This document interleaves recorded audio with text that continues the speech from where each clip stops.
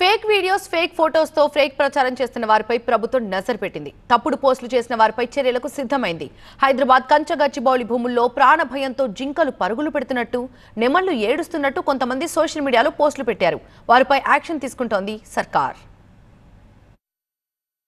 ప్రకృతి పర్యావరణ విధ్వంసం పేరిట ఏఐ ఆధారిత ఫోటోలు, వీడియోలను కొందరు సృష్టిస్తే వాటిని నిజమని నమ్మి పలువురు ప్రముఖులతో పాటు వేలాది మంది బీఆర్ఎస్ కార్యకర్తలు, ఛోటామోటా నాయకులు, పర్యావరణ ప్రేమికులు ఆ ఫోటోలను, వీడియోలను వైరల్ చేశారు.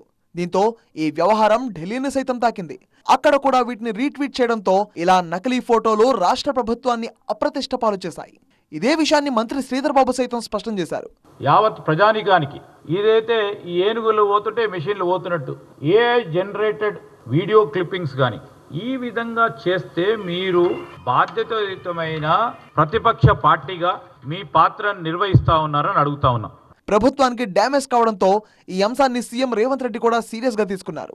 ఉన్నతాధికారులతో సమావేశమై ఫేక్ ఫోటోలు, వీడియోలను సృష్టించిన వారితో పాటు వాటిని ప్రచారం చేసిన వారిపైన చర్యలు తీసుకోవాలని ఆదేశించారు. దీంతో సైబర్ సెక్యూరిటీ అధికారులు రంగంలోకి దిగారు. సోషల్ మీడియాలో పోస్టులపై ఆరా తీస్తున్నారు. మరోవైపు రాష్ట్ర వ్యాప్తంగా కాంగ్రెస్ కార్యకర్తల ఫిర్యాదుల ఆధారంగా దర్యాప్తును చేస్తున్నారు. ఫేక్ వీడియోలను ఎవరు తయారు చేశారు అనే విషయంపై ఇప్పటికే సైబర్ క్రైమ్ పోలీసులు ఓ అవగాహనకు వచ్చినట్టు తెలుస్తోంది. బీఆర్ఎస్ వర్కింగ్ ప్రెసిడెంట్ కేటీఆర్ తో పాటు ఆ పార్టీ సోషల్ మీడియా బాధ్యతలు చూస్తున్న మన్నె కృషాంక్, కొనతం దిలీప్ సహా పలువురు కీలక నేతలకు పోలీసులు నోటీసులు ఇచ్చి విచారణకు పిలిచారు. తనపై నమోదైన 4 ఎఫ్ఐఆర్లను కొట్టివేయాలంటూ కోర్టుకు వెళ్లినప్పటికీ కృషాంక్కు ఉపశమనం కలగలేదు.